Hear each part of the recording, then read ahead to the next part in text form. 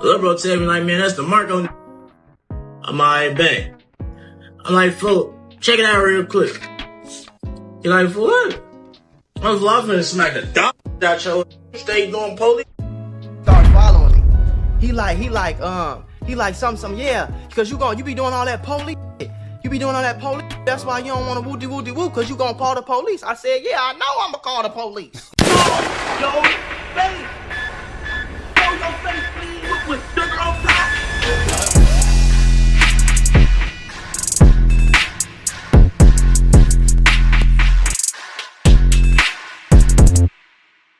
Now, well. It appears that YouTuber Moola and Chicago drill rapper Bloodhound Q50 have finally crossed paths after months of going back and forth on social media. And I really can't say it was like a non-stop thing where these guys are just beefing and dissing, but they've had their fair share of exchanges on social media due to Bloodhound Q50 not liking the content that Moola have been putting out based on him. Now, before we even continue, y'all, I see a lot of people saying that these two have beef. I've seen a live where Q50 actually did label Moola one of his ops. And I don't know about y'all, but when it comes to this new generation and beefing and ops, it's a little weird. Back in the day, in order to have real beef with somebody, you had to actually know them and at least had some sort of encounter with them to where you guys had a disagreement or whatever in real life, and then it led to whatever it led to. These days, however, you can disagree with someone's opinion on social media and suddenly they're calling you their op. And it's crazy because ironically, people are literally dying behind this. Do you know how many people have literally lost their life all because of dissing on social media? That's actually 90% of the drill culture, and when you think about it, that's crazy. So with all that being said, this leads into why Q50 and Moola would get into it in the first place. As y'all know, Moola is a YouTuber who does reactions and gives his opinion on certain things, particularly drill rappers and the drill culture as a whole, and he makes it clear that he hates the whole stigma of being a street guy because a lot of these street dudes are misleading the youth, having them thinking that being gangster and spinning, drilling, and all that stuff is cool. So usually when he comes across someone that promotes that ideology, he clowns them or just lets it be known to the youth that this is what not to be. And Q50 happens to fall into that category, where Q50 does drugs on live, glorify it, raps about unaliving his ops, robbing rappers, and the list goes on. Perfect target for Moola, as Moola will react to one of Q50's videos where he allegedly went on a drill the same day Bloodhound Little Jeff was on the live, and surveillance video will show that a man described as Q50 will fall in the process, as I think everyone around that time was clowning him on social media for it. You watch your homie die on a drill and you did absolutely nothing.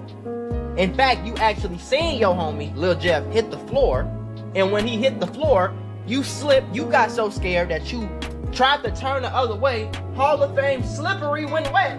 Skirt! Traction control turned off on your shoes, you slipped and fell, bust your in the middle of the goddamn street, and turned around and ran back to the car. So after that, him and Moola forever had tension between each other, where Q50 even threatened him a bunch of times on social media and would even speak on him on a few occasions. And with all that being said, at last, the two would finally get to see each other face to face in the airport, as they both would get on social media afterwards, tell the world about their encounter. So we're going to get into what Q50 had to say about it, and then get into what Moola had to say about it. It's two different stories, so let's get into it, y'all. But before we do, make sure you hit that thumbs up button, hype the video so we can get into the algorithm, and if you not subscribed to the platform already, make sure you do so now. Let's get into it. I seen the guap boy Mark on at the airport. Oh damn, he look familiar as hell, but I ain't peeping him. Little bro tell me like, man, that's the mark on. I'm alright back. I'm like, fool, check it out real quick. He like, for what? I was laughing and smack the dog out your stay doing police. Now his getting in the front. Can you stop? That's my husband. I'm your husband, the police. She said, okay, don't matter. I'm alright, get out my face. She said, I'm full. You're crazy. He told MF, he told MF, you better get it. You better get him, MF. Oh man, what the He told MF, better get him, MF. MF, come on, bro. It's not worth it, bro. I'm like, blood, you steady making police. I'm for you. You gonna call the police on me? He like, I know. I'm alright, bro. My bad, blood. So the MF, you better get him. Mac Moola, that's his name. Mac Moola, is that his name? Now that y'all got to hear what he had to say, let's get into what Mac Moola's story was, and it sounds a little bit different. Y'all check this out. I ain't gonna leave nothing out. This is 100% facts.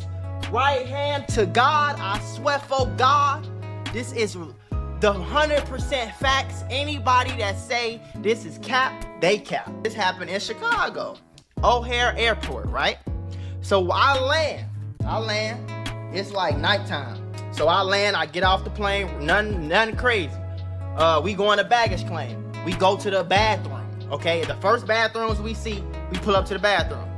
So wifey go to the bathroom.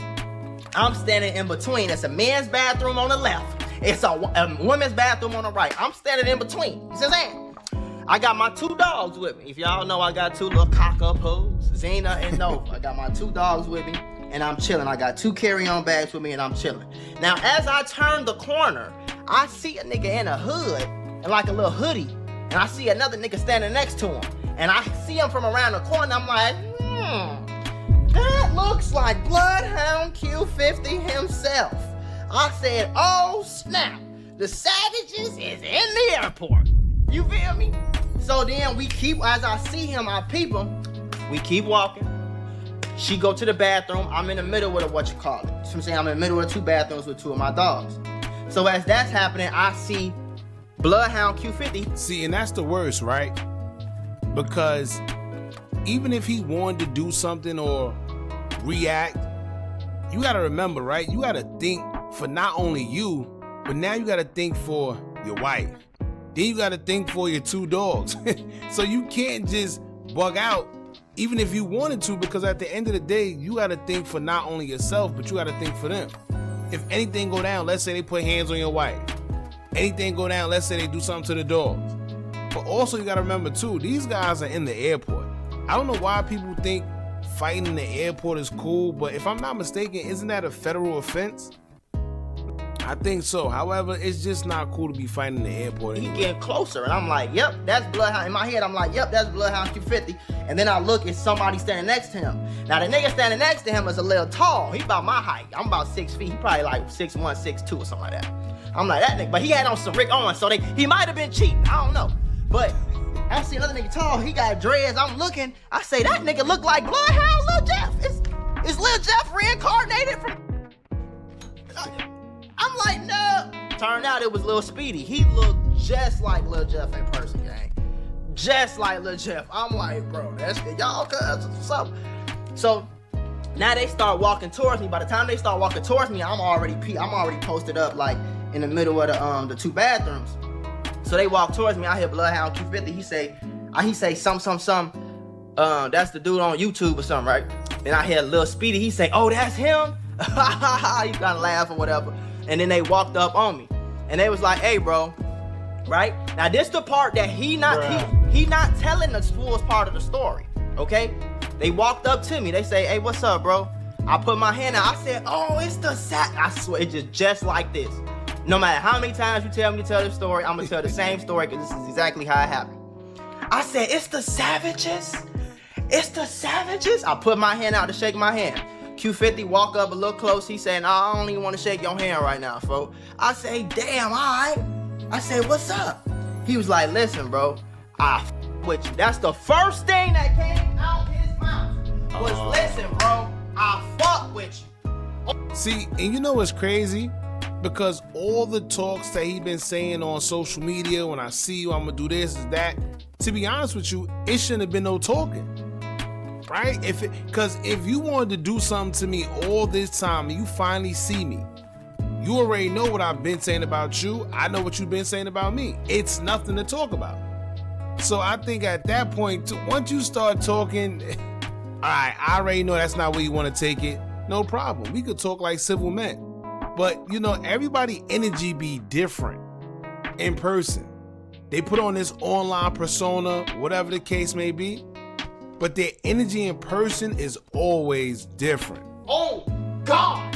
What they say, wallahi, nigga, God can come strike me down at this moment if I'm lying, bro. I swear that's the first thing that came out Bloodhound Q50 himself mouth. He said, I f with you, bro. He said, listen, I fuck. I be seeing your videos. You know I done meant you, whatever. I f with you.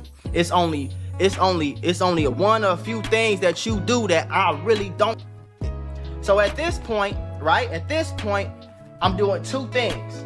The first thing is I'm actually, at this point in the conversation, I'm actually 100% surprised. I'm like, oh, we finna have a grown man conversation. He gonna tell me what I don't. I'm finna explain myself on why I say what I say or do what I do or move how I move. Try to get him to kind of figure out my mindset. I'm gonna figure out his mindset and what he don't with, and we gonna come to an understanding. Baby, and my head, all this going through my head at one time. I'm like, shit, maybe we can do a video or something. You feel me? It's already 2-on-1. We in the airport, so I'm like, okay, if they wanna fight, I'm gonna have to do some Bruce Lee, Jet Li right now because it's two of them and it's one of me. You feel me? But I'm trying to make sure it ain't 9 of these niggas. Because if it was 9 niggas, I'm running. See? I'm going to get wifey, we're going to the bathroom, and we go. You feel me? Hey, and that's a fact. Let me tell you, you're never too tough to be smart, right? Don't let your ego get the best of you and then you end up looking like you done lost 3 eyes. Because here's the thing, right? 1 or 2 people you probably could take, depending on how big they are. If they some big Jolly Green Giant security looking dudes, I would advise you to run. But if you at a disadvantage, you got 4 or 5 dudes, and it's just you and your wife and your dogs, you better get up out of there. You live to see another day. Especially these guys, they like stomping on heads and all type of crazy. Listen, it's best you put your intelligence before your emotions, bucko. Before your emotions have you in the grave somewhere. But like 2 niggas, I could try to do some Bruce Lee. You feel? So anyway, I'm looking around, I'm trying to find him. I can't find him. I don't see no more niggas with him. You know what I'm saying? So I lean back on the wall and say, okay, bro, what you on with? He say, damn, what was that last video, that last scene? He kind of like looked around for a minute, thought about it. He was like, man, I don't even know. It's cool, bro. I'll with you. Then he shook my hand, walked off. Then Lil Speedy shook my hand, walked off. That was it. Wow. See what I'm saying? Now, with all these threats, all these words you got for somebody, it should have been no shaking hands. It should have been no talking. It should have been none of that. Right? You said what you was going to do when you see me. Online, you make it seem like you this big whatever. But yet you come and approach me and we talk and you shake my hand. Now, of course, I would prefer this result before anything. But what I'm saying is these tough guys, these gangsters, their energy seems to always be different in reality, right? In meta is one way. In meta, they gotta be whatever they gotta be for their fans and whatever. But in reality, it's always different. That was it, right? Now, the story continues. So about a few minutes later, I see them, they standing by there, they walk to I guess they walk into their gate, and I see them talking to another person that was sit down around their gate. But it's like a wall right here, so I can't see who they talking to. I don't know if it's girlfriend, mama, manager, another crash out nigga. I don't know, railver. I don't know who the nigga talking to, but I just see he talking to him, so I peeped that. But at this point, like I said, I'm pleasantly surprised that was a cool conversation because even though it really ain't get nowhere, but it was like a cool interaction. Like it wasn't no crazy. He ain't say nothing. I ain't call him no. He called me no. We ain't none of it happened. You feel me? So I'm like, okay, cool. So I go to the bathroom. I walk up to the urinal. I pee. I'm peeing. I get done peeing. I wiggle jiggle. I go to the sink. I wash my hands. You see what I'm saying? Now, as I'm washing my hands before I grab the paper towel, my wife called me. She outside in the same spot I just was at with the 2 dogs, right?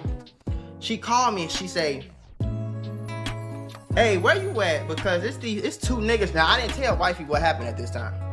So she say, hey, where you at? It's 2 niggas that just walked in the bathroom and they was like, what bathroom he go in? So as that's happening, I literally see Q50 and Lil Speedy walk in the bathroom. I see Lil Speedy like walk all the way in the bathroom, and he start opening up all the stalls. I don't know. I guess he was trying to see if somebody else was in there. I don't know. So I walk out the bathroom, and then I walk past Lil Speedy first, then I walk past Q50 second. So I get outside the bathroom. So as I get outside the bathroom, I hang the phone up with wifey, because now I'm with wifey. And I say, what happened? She like, yeah, it was just like two niggas that just walked in there or whatever. So then they walk outside the bathroom. And that's when the story that he said, that's what happened after that.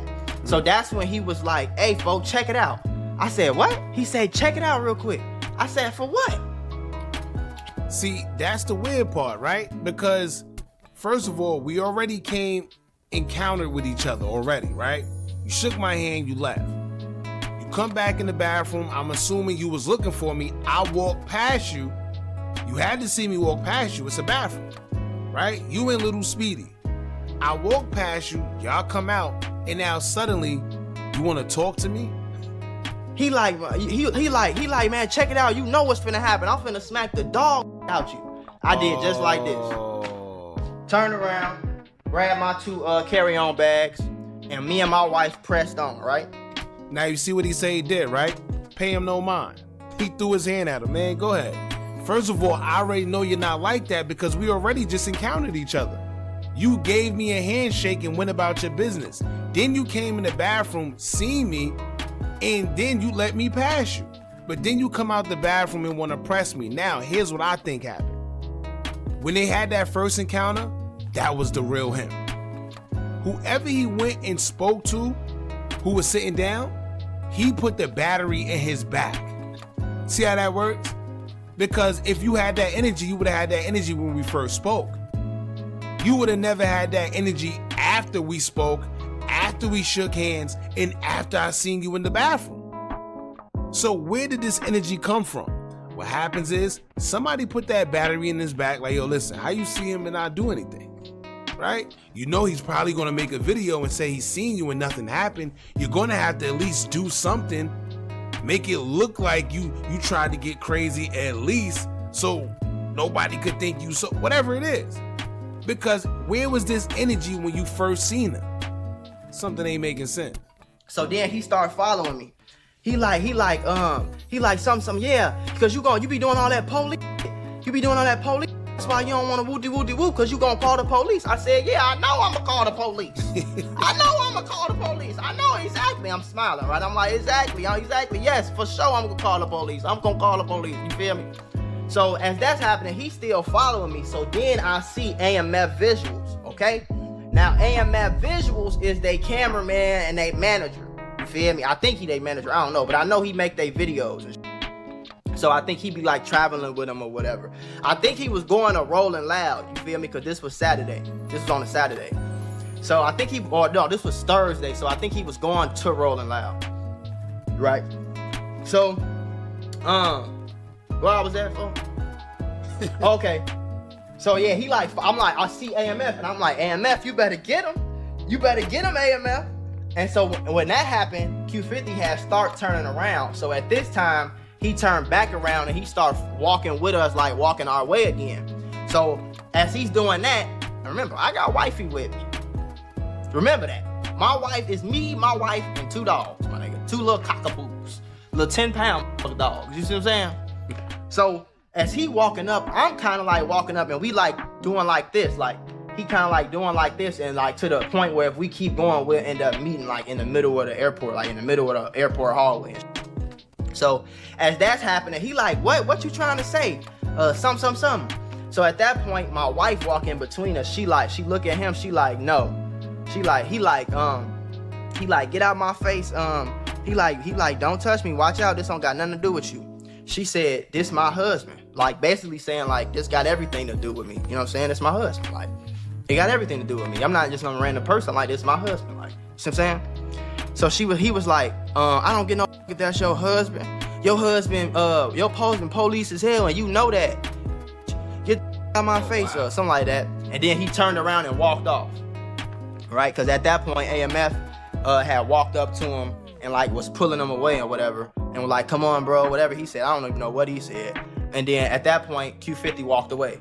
See, that's what he wanted, right? That's all. Because here's my thing. He had nothing but space and opportunity to do something to him, right? All that talking, what is the talking for? If you had all that opportunity before the wife even got in the middle with him, you was walking with him, right? Why didn't you do anything? Why all the talk? And that's the thing. This is what I'm saying. It was supposed to be no talking, right? If you have a problem with me, we already exchanged words on social media. We know what type of time it is when we see each other. Why are we talking, right? Why are you talking? Clearly, Moola don't have the problem with him. He has a problem with Moola. So I don't expect Moola to do anything to him. I expect him to do something to Moola because you don't like me for what I say about you on social media when I react to the videos. So all that time, he never did anything, but he waited until AMF Visuals came and pulled him back. But that's all he wanted. He wanted to make a scene so Moola can't get on social media and say, oh yeah, I seen Q50 and everything was fine and dandy. Nothing happened. And that whole interaction, Lil Speedy did not say anything. Now, I checked this. I already knew this, but it was a point in time where Lil Speedy followed me. Like, we followed each other back. You feel me? And let me just go ahead and break down exactly. So, I don't know why he left out the whole first part of the story. I really don't. I don't know why. But my whole reaction to the situation is, bro, like...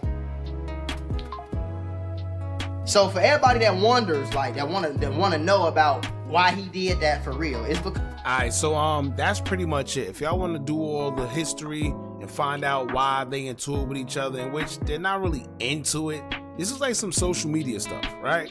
And clearly you can see that because nothing happened, right? Through all the back and forth, through all the talking, nothing happened. So it's not beef, it's just social media bullcrap, right? So at the end of the day, here's what I think, man. Bloodhound Q50, when he first seen him, he really didn't want no problems with him. And it's not that he's scared, it's just we really don't have problems, right? But, you know, him being Q50, he got this big persona of I'm this, I'm that, I'm from Chicago, whatever.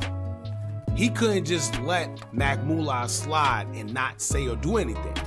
And to be honest with you, I think whoever it was that he went back and spoke to put the battery in his back to go do something or at least say something to make a scene just so Mac Moola can't say, I seen him in the airport and nothing happened, right? Because that would make his reputation look a little crazy. So he had to make a little scene. He knew it wasn't going to get nowhere. And it just is what it is. And I see a lot of people in the comments, they say something like, oh, Moola didn't do nothing to him. He's scary. What is he scared about? Right? He's on defense. If anything, Q50 got the problem with him. He don't got the problem with Q50. Keep in mind, not only that, this man is at the airport with his wife. Not girlfriend, not his wife. And his 2 dogs. Right?